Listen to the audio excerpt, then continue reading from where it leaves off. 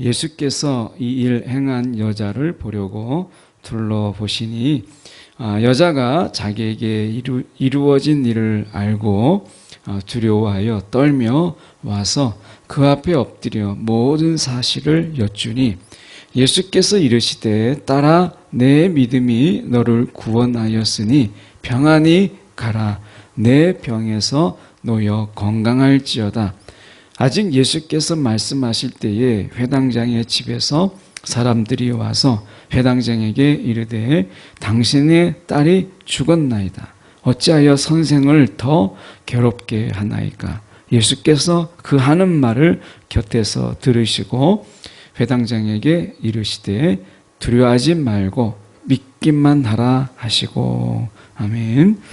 오늘 이 말씀 가지고 주님과 함께 할 때 찾아온 절망이라는 제목으로 함께 말씀을 저희가 나누기를 원합니다.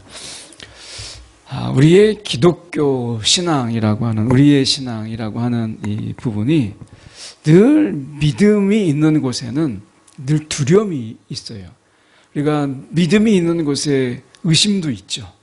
그러니까 사실 의심이라고 하는 것은 믿음이 있기 때문에 사실은 의심도 있는 거예요. 그런데 의심만 있는 게 아니라 더 많은 경우에 두려움이라는 게 있어요. 그러니까 믿음이 있는 곳에는 두려움도 있어요. 여러분 어떠세요? 신앙생활 하다 보면 우리가 닥치는 어려움, 또 우리가 힘든 상황, 그리고 위기 가운데 있을 때, 야, 정말 예수만 믿기만 하면 되나? 이 믿기만 하다가 나중에 더 큰 문제가 되고 내가 낭패를 보고 절망에 이르게 되는 건 아닌가? 라고 하는 그런 위험성이 있는 거죠. 그러니까 우리가 늘 믿음을 가지고 있지만 한편으로 우리는 이 두려움 때문에, 사실은 우리가 밑바닥에 의심도 있지만 사실 그 두려움 때문에, 혹시나 하는 마음 때문에 우리가 안전장치, 또 다른 어떤 것을 준비하는 거예요. 사실은 우리가 우리 속에서 두려움이 있는 거예요. 이 제자들이 예수님께서 이제 건너편으로 가자 할 때 그 배에서 주무실 때 막 풍랑이 일어나요. 그럴 때 제자들은 두려워했어요. 막 물이 차오르는 거예요. 막 배에서 막 물이 차니까 배가 이제 가라앉는 거 외에는 다른 방법이 없는 거예요. 막 배가 뒤집힐 것 같은 거예요. 바람은 불죠. 계속해서 물이 차죠. 그렇다고 배가 엄청나게 큰 것도 아니잖아요. 그러니까 제자들이요, 그 뱃사람이 몇 명이에요. 그런데도 불구하고 그들이 두려워하였다. 이 성경에서 우리가 두려워하였다라는 말들이 참 많아요. 그걸 보면 우리가 제자들만 두려워하는 게 아니라 우리의 삶 속에서 우리가 믿음을 가지고 살아가겠다고 우리가 이 자리에 나와 있지만, 그러나 여러분 어떠세요? 삶이 두렵잖아요. 세상이 우리를 막 풍랑처럼 막 엄습할 때 여러분 어떠세요? 두려워요. 건강이 좀 어딘가 아프다 싶을 때는 갑자기 우리가 두려움이 닥쳐오잖아요. 그래서 우리가 조금 우리 속에서 병원에 가서 좀 더 큰 병원에 가보세요. 아니면 좀 검사해 보셔야 됩니다. 이러면 깜짝깜짝 놀라잖아요. 그러면 두려움이 찾아오죠. 때로는 잠을 이루지 못해요. 걱정이 막 태산이에요. 그런 걸 보면 우리가 늘 이 두려움을 가지고 살아가는 존재다라고 하는 것을 보게 돼요.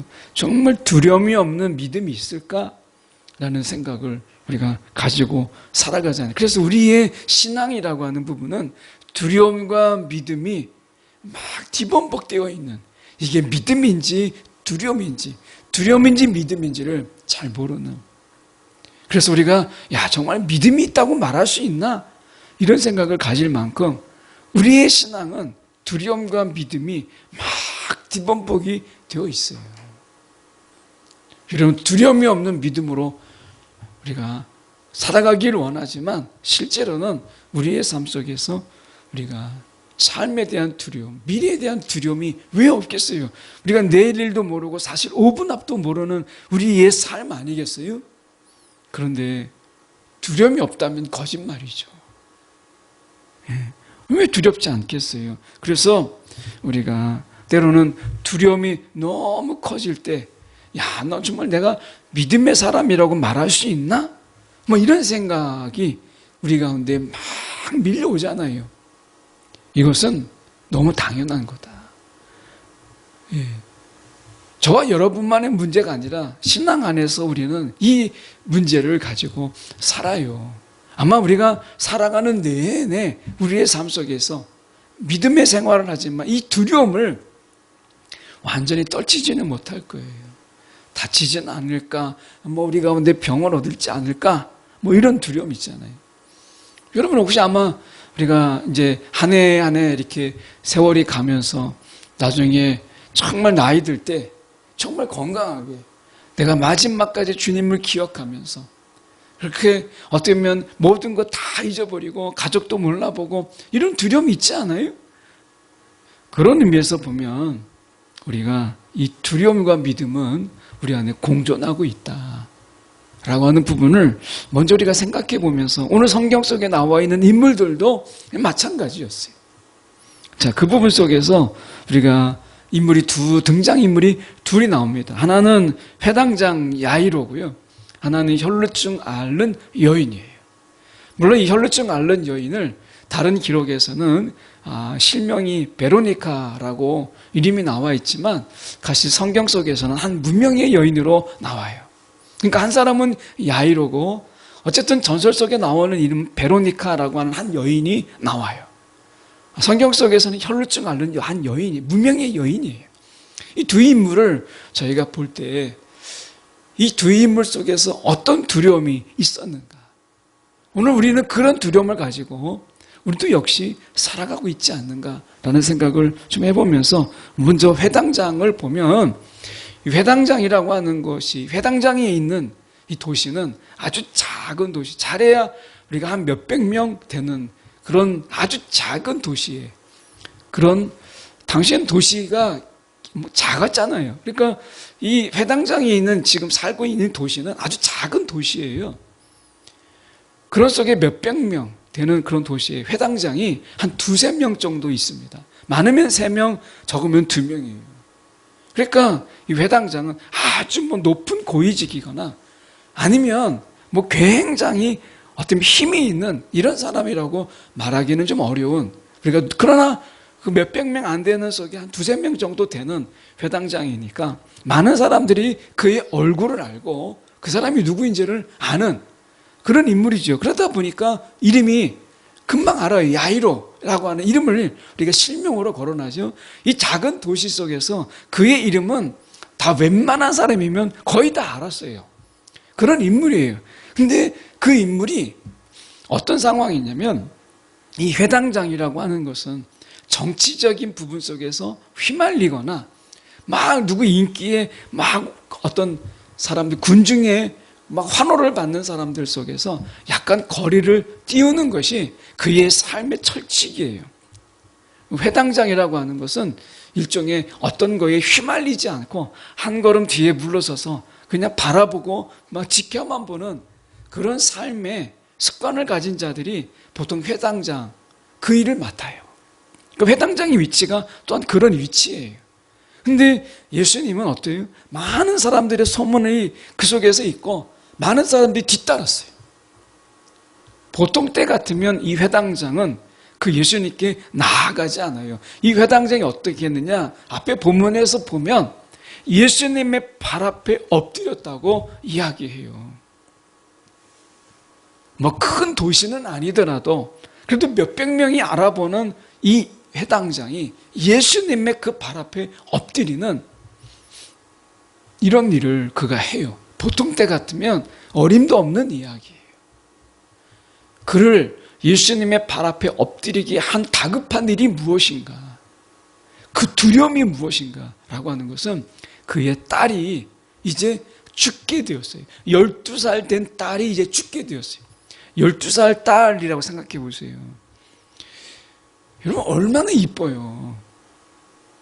12살 딸. 뭐 눈에 넣어도 아프지 않고 얼마나 이쁘겠어요. 그 하는 모든 일들이 막 다 이쁜 그 나이 아니겠어요? 그 나이에 12살에 그 딸이 죽게 된 거예요. 그 자식이 죽게 된 거예요. 여러분, 이 앞에 어떤 아버지가, 어떤 아빠가 뭐 못할 일이 뭐가 있겠어요. 그러니까 예수님의 발 앞에 엎드려서 정말 그분이 도와줄 수 있다면 뭐 더한 일도 하죠. 그래서 이 회당장이 예수님을 찾아옵니다. 이 회당장이 가진 두려움이 뭐예요? 이 딸이 죽게 될 수도 있다 라고 하는 거예요. 제가 한번 TV 프로를 이렇게 보니까 한 마을에 어르신들이 이렇게 모여서 막 이야기하는 가운데 이제 거기에 가서 같이 말을 섞는 거예요. 그런데 어르신들이 가지는 고민, 두려움이 무엇이냐? 오래 사는 거, 100살까지 넘게 사는 거, 200살까지 사는 거 좋다는 거예요. 그런데 무섭다는 거예요. 자식이 먼저 나보다 앞서가는 것을 볼까 봐 겁난다는 거예요. 그래서 100세 넘어서 사는 것까지 사실은 그런 마음이 있지만 너무 무섭다는 거예요. 사고도 많이 나고 병도 많이 걸리고 모르는 현대의학이 많이 발달됐지만 여전히 우리가 병이 걸렸을 때 못 고치는 병이 있잖아요. 늦어서 우리가 발견이 늦어서 우리가 수술로도 안 되는 병이 있잖아요. 사람들이 계속해서 우리가 앞서가는 경우가 있잖아요. 그래서 그분들이 걱정하는 게 자식을 앞세우는 일을 볼까 봐 내가 오래 사는 게 사실 겁이 난다. 그런 이야기를 하더라고요. 여러분, 평생에 80세, 90세를 사신 분들도 자식을 앞세우는 이 슬픔, 자식을 앞세울까 봐 그 광경을 내 눈으로 보는 이 두려움이 그들에게 있는 거예요. 내가 오래 산다고 해서 좋은 게 아닌 거예요. 그 슬픔을 어떻게 견디냐는 거예요. 우리에게는 여러분, 기쁨이 있는 곳에도 두려움이 있어요. 오래 산다는 거 좋은 일이지만 자식을 앞세우는 이 두려움이 있잖아요. 마찬가지예요. 이 야이로에게 12살 된 딸, 자식을 앞세우는 이 두려움, 이 슬픔, 그에게 이게 있는 거예요. 그래서 어쩌면 예수님 앞에 그가 엎드려요. 발 앞에 엎드려요. 이게 뭐겠어요? 나의 모든 것을 다 내어주어서 정말 내 딸만 살릴 수 있다면 이런 거잖아요. 혈루증 앓는 여인이 나옵니다. 뭐 전설 속의 인물 우리가 본다면 이 베로니카라고 하는 한 여인의 이름이 우리가 거명되어 있는데, 이 사람은 혈루증이라고 하는 것은 만성 뇌출혈을 앓는 그런 여인이에요. 당시에 어떻게 보면 이 부정하다 할 수 있는 그런 여인입니다. 근데 어떻게 보면 이 여인에게 두려움이 뭐냐면 12년 동안이나 이 병을 앓았는데 좋다고 하는 의사 정말 많이 만났고 좋다고 하는 약은 다 먹어봤어요. 그런데 낫지 않는 거예요. 여러분이 혹시 내가 병이 있는데 정말 좋다고 하는 사람, 의사들을 다 만나도 병의 원인도 고칠 수도 없다면 날마다 얼마나 두렵겠어요. 병을 알고 그리고 약이 있으면 어쨌든 고칠 수가 없더라도 뭐 평생 같이 친구 삼아서 갈 수만 있어도 정말 다행이잖아요. 제가 지금 당뇨 17년 차 이렇게 되는데 그래도 정말 감사한 게 이제 금년이 18년째거든요. 근데 너무 감사한 게 병이 뭔 줄 알고 약이 있어요. 그게 관리가 되는 거예요. 고칠 수는 없어도 좀 조심하면 되는 거예요. 근데 병이 뭔지도 모르고 갑자기 이런 거잖아요. 또 건강을 자신하는 분들도 주변에서 보면 갑자기 뭐 사기 뭐 이렇게 될 때 얼마나 두렵겠어요. 여러분, 건강을 우리가 자신할 수가 없잖아요. 이런 부분 속에서 이 여인은 12년 동안이나 계속해서 그 만성 뇌출혈이 있어서 평생을 그렇게 얼마나 많은 피를 흘렸겠어요. 그래서 이런 부분 속에서 이 여인이 두려움이 있는 게 죽어가는, 뻔히 죽어가는데 손을 쓸 수 없는 이 두려움이 있어요. 그런 속에서 두 사람의 또한 공통점은 무엇이냐면 우리가 이제 시신을 만진다는 것. 우리가 보면 35절에 보면 이렇게 되어 있습니다. 아직 예수께서 말씀하실 때에 회당장의 집에서 사람들이 와서 회당장에게 이르되 당신의 딸이 죽었나이다. 이미 그 딸이 죽었어요. 예수님께서 가고 있는 중에 지금 이 딸이 이미 죽었어요. 그래서 사람들이 이야기합니다. 예수님을 더 괴롭게 하지 말자. 수고스럽게 하지 말자. 이미 끝났는데. 뭐 딸이 죽었는데 예수님이 간다 한들 무슨 소용이 있겠느냐. 이렇게 이야기하는 거죠. 더군다나 많은 사람들이 보고 있어요. 그래서 시신을 만지는 것은요, 이거는 부정해지는 거예요. 내가 부정해지는 거예요. 이 정결함에서 이제 부정한 자가 되는 거예요. 그러니까 시신을 만지도록 시신 앞에 가까이 나오게 할 게 뭐가 있냐? 이라고 얘기해. 이미 늦었다라는 거예요. 이미 틀렸다라는 거예요. 여러분, 우리의 삶 속에서 예수님과 함께 하지만 오늘 이 회당장의 모습처럼 더 어려워지는 거예요. 여러분, 기도하다가 더 어려움을 만나기도 하지 않아요? 여러분, 기도하고 있는데 여러분이 지금 기도하고 있는 것 때문에 상황이나 여건이나 여러분의 삶의 처지가 훨씬 더 나아졌어요? 아닐 수 있잖아요. 내가 기도하고 있는데 내가 더 나빠지는 거예요. 악화되었어요. 삶이 더 힘들어졌어요. 내 병이 더 깊어졌어요. 내 마음은 더 괴로워졌어요. 내 자식을 위해서 기도하고 있는데 막 자식이 더 빗나가는 것처럼 보이고 자식이 내 마음대로 안 되는 것처럼 보여요. 야, 도대체 내가 기도하고 있는데 왜 더 나빠지나? 여러분, 기도하면 더 좋아지는 것만 아니잖아요. 야, 내 믿음, 야, 내 정말 주님을 바라보이는 이 믿음이 있는데, 내가 믿음을 가지고 있는데도 불구하고 우리의 삶은, 살아가는 삶의 형편은 더 나빠지고 세상 속에서 막 우리가 우격삼을 당하는 일들은 더 많아지고 억울한 일들은 많아지고 왜 이렇게 되나 이런 생각하잖아요. 지금 이 회당장이 지금 주님을 모시고 가는 중인데, 물론 혈루증 여인이 잠깐 옷깃을 만져서 잠깐 이야기하고 있지만 그 긴 시간이 아니었거든요. 근데 그 야이르의 딸이 죽어버렸어요. 이미 끝난 거예요. 여러분, 기도했는데 이미 끝났어요. 이 절망이 찾아와 버렸어요. 내가 정말 하나님께 간절히 기도하고 있는데 끝나버렸어요. 그럴 때 여러분 어떻게 하시겠어요? 오늘 예수님께서 우리 가운데 함께 할 때도 더 나빠질 수 있어요.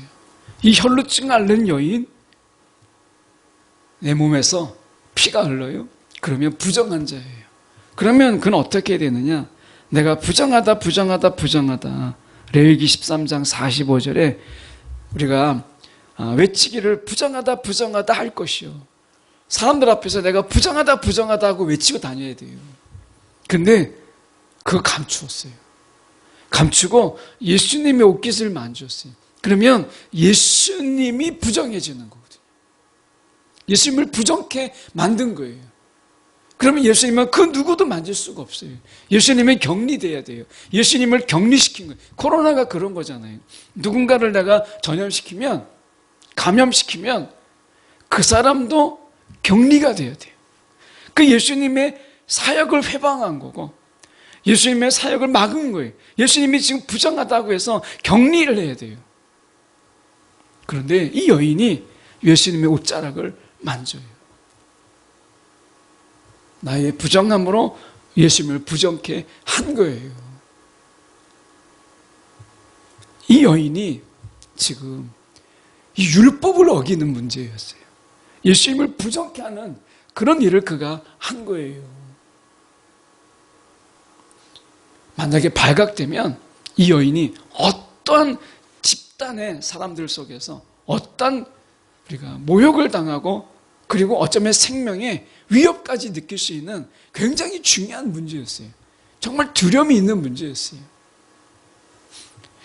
제가 병원에 가서 주사를 맞는 경우는 정말 아프고 야 도저히 견딜 수가 없다 할 때만 주사를 맞아요. 웬만하면 이제 의사 처방이 주사를 맞는다고 할 때도 그냥 약으로 주세요. 주사 맞는 게 워낙 제가 무서워하고 싫어해서 그냥 약으로 이렇게 안 될까요 하거든요. 근데 정말 아프면 그냥 고개를 끄덕거려요. 그냥 주사 맞아요. 근데 주사 맞을 때 생각해 보면 주사 맞는 것보다 더 아프기 때문에 그래요. 차라리 주사 맞는 게 나은 거예요. 주사 맞는 게. 어쩌면 우리 속에서, 우리의 삶 속에서 여러분 생각해 보세요.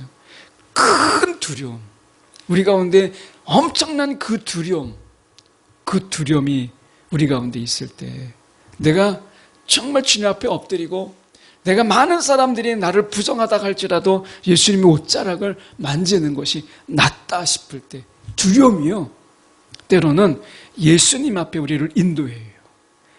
굉장한 믿음이 아니에요. 그 믿음은 너무나 소박한 거예요. 작은 거예요. 그런데 두려움이 너무 크니까 내가 이러다 죽을 수도 있다. 이 두려움이 우리를 그 작은 믿음이지만 예수께 인도하는 거예요. 이 두려움이. 그래서 저와 여러분의 두려움이 우리의 작은 믿음 속에서 옴짝달짝 못하는 그런 믿음, 머뭇거리는 우리의 믿음이 주님께로 인도되는 두려움으로 주님께서 사용하시기를. 오늘 혈루증 앓는 여인은요, 내가 이 고칠 수 없는 질병 속에서 그 생각 속에 아주 간단한 생각이에요. 내가 예수님의 옷자락만 만지면 나을 것 같은 이 마음 하나, 이 단순하고 소박한 이 마음 하나로 자기의 부정을 감추고 그 많은 사람들이 모여있는 속에 자신을 감추고 예수님의 옷자락을 만져요. 굉장한 믿음으로 주님께 나간 게 아니에요. 사실은 너무나 소박하고 너무나 단순한 생각이에요. 생각. 그 믿음의 아주 작은 부분이에요. 믿음이라기보다는 하나의 그런 생각, 그런 마음이죠. 그런데 주님께서 그를 주님께로 이끄셨어요. 이건 주님의 간섭이 있었던 거예요. 이 두려움이라도, 이 두려움으로 너희가 쫓겨서 나에게라도 나오라 라고 하는 것이죠. 그래서 예수님께서는 그의 이 두려운 마음, 이것을 통해서 오늘 이 여인과 많은 사람이 옷을 막 밀치고 하는 가운데서 예수님은 이 여인을 뒤를 돌아보며 이 여인을 찾아요. 그리고 이 여인을 만나요. 그 여인을 만나면서 이렇게 말합니다. 34절에 예수께서 이르시되 딸아, 내 믿음이, 이 믿음이 굉장한 믿음이 아니에요. 사실은 두려움에 눌린 믿음이에요. 생각이에요. 생각. 내가 주님이 옷자락만 만져도 이런 생각이에요. 그런데 예수님께서 그런 생각, 그런 아주 소박한 그 마음 하나를 예수님께서 오히려 믿음으로 그를 존중해 주는 거예요. 그를 세우는 거예요. 그래서 믿음이라고 인정해 주잖아요. 내 믿음이 너를 구원하였다. 이것은 주님께서 그 친밀한 접촉 속에서 그의 생각과 그 별것 아닌 것이라고 생각할 수 있는 옷자락만 만질 것 같은, 나을 것 같은 그 마음, 그 느낌도 예수님께서 그걸 믿음으로 세우신 거예요. 그리고 평안히 가라, 내 병에서 놓여 건강할지어다. 축복도 하시고 병을 치유하시고 그 마음의 병을 12년 동안 앓았던 그 병을, 마음의 병을 치유하세요. 그 영혼을 치유하세요. 오늘 우리가 뭐 굉장한 큰 믿음, 그게 아니더라도 우리 속에서 막 두려움에 쫓긴 그런 생각과 그런 믿음이라도 오늘 주님 앞에 나아갔을 때 주님께서 우리의 믿음을 주님께서 세우시고 두려움 때문에 쫓겨서 왔다고 말하지 아니하고 내 믿음이라고 말씀하시는, 우리를 그렇게 존중해 주시고 인정해 주시는 주님이라는 거예요. 다시 돌아가서 우리가 이 야이로에게 주님께서 말씀하시는 36절을 보십시오. 이렇게 말씀합니다. 예수께서 그 하는 말을 곁에서 들으시고 회당장에게 이르시되 두려워하지 말고 믿기만 하라. 두려워하지 말고 믿기만 하라. 그 딸이 죽었어요. 자식을 앞세우는 이 슬픔, 이 괴로움, 이 절망, 이 좌절을 어떻게 하겠어요? 그런데 예수님께서 말씀하세요. 두려워하지 말고 믿기만 하라. 믿기만 하라. 이 말씀이 뭐겠어요? 이 야이로, 회당장 야이로가 예수님을 처음 찾아왔을 때, 그 발 앞에 엎드릴 때 예수님이 자기의 딸의 손만 얹어도 나을 것 같은 이 마음으로 온 거거든요. 그 마음을 잃지 마라. 빼앗기지 마라. 이거예요. 그 마음을 너가 유지해라. 라고 하는 말씀이에요. 여러분, 우리 가운데 똑같이 말씀하시는 거예요. 기도하는데 막 내 마음대로 안 돼요. 기도하는데 더 나빠졌어요. 하나님을 내가 도와달라고 했는데 하나님은 나를 모른 척 하시는지 상황이 더 나빠졌어요. 그럴 때 주님께서 우리 가운데 말씀하세요. 두려워하지 말라. 믿기만 하라. 말씀하시는 거예요. 나는 믿음이 있다고 주님을 바라본다고 했는데 내가 믿음이 없는지, 그런 말 우리가 많이 하잖아요. 내가 정말 믿음이 없어서 내가 더 아파지고 더 나빠지고 이러면 그럴 때가 있잖아요. 여러분, 두려워하지 말고 믿기만 하라. 그 처음 가졌던 그 마음, 믿음의 조각 같았던 그 마음을 잃지 말라고 말씀하세요. 믿기만 하라 말씀하시잖아요. 여러분, 기도할 때 이 기도, 내가 어눌한 기도지만 주님께서 분명히 들으시고 나에게 정말 복을 주시고 선한 것으로 갚아주시는 주님이다. 이 믿음으로 여러분 기도 시작했다면 그 믿음을 잃지 마라. 그 믿음을 빼앗기지 마라. 믿기만 하라 말씀하시는 거예요. 내가 자녀를 위해서 축복할 때 내가 믿음이 없어도 어눌한 말이지만 내가 그래도 기도하면 주님이 들으신다고 하니까 내 자식을 위해서 기도해야지, 이런 마음으로 기도하셨다면 주님이 말씀하십니다. 믿기만 하라 말씀하세요. 여러분, 우리가 말씀을 읽고 설교를 듣는 중에 또는 우리가 어떤 말씀을 듣는 중에 또 누구의 간증을 듣는 중에 어떤 마음의 감동이 있어서 내가 정말 주님께 매달려야 되겠다, 그런 마음으로 시작했다면 그 믿기만 하라. 그 마음을 잃지 말라는 거예요. 삶의 괴로움 속에서, 힘든 속에서 정말 의지할 데 없고 바라볼 데 없고 손 내밀 데가 없는데 내가 주님의 손을 붙잡아야지, 그러면 뭔가 좀 나아지겠지 하는 이런 마음, 믿음이 아니더라도 이런 생각으로 어쨌든 하나님께 내가 매달리고 있고 어쨌든 기도하고 있다면 믿기만 하라 말씀하시는 거예요. 두려워하지 말라는 거예요. 안 되면 어떡하지? 내가 주님만 바라보다가 낭패를 보면 어떡하지? 이런 생각하지 말고 믿기만 하라는 거예요. 이것은 우리 가운데도 마찬가지예요. 그래서 포기하지 말라 말씀하시는 거고, 오늘 주님의 때에, 주님께서 정하신 그 때에 이 모든 것들을 합력하여서 선을 이루실 그 주님을 바라보라는 거예요. 실제로 이 뒤에는 야이로의 딸을 다시 살리세요. 잔다. 그 죽은 게 아니라 잔다. 그를 살리십니다. 오늘 우리가 하박국서 2장 4절에 보면 이런 말씀이 있습니다. 보라, 그의 마음은 교만하며 그 속에서 정직하지 못하나 의인은 그의 믿음으로, 우리는요 믿음으로 사는 거예요. 거창한 믿음이 아니어도 돼요. 우리의 믿음을 존중해 주시는 분이 주님이세요. 아주 화려한 믿음이 아니어도 돼요. 그냥 그런 생각, 그런 느낌이라도 주님 앞에 나아가면 주님께서 그것을 믿음이라고 여겨주시는 그 주님이 우리의 주님이세요.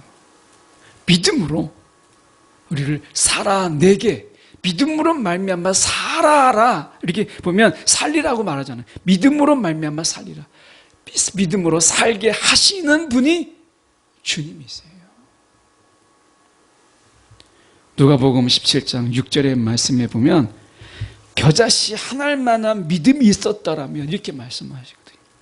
겨자씨는요, 유대 이스라엘이 가리킬 때 가장 작은 것을 이야기해요.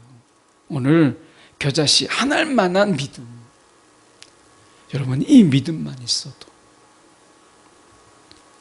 보잘것없는 거라도 여러분 그 마음이 시작했다면 그 마음을 너가 유지하라, 믿기만 하라 말씀하세요.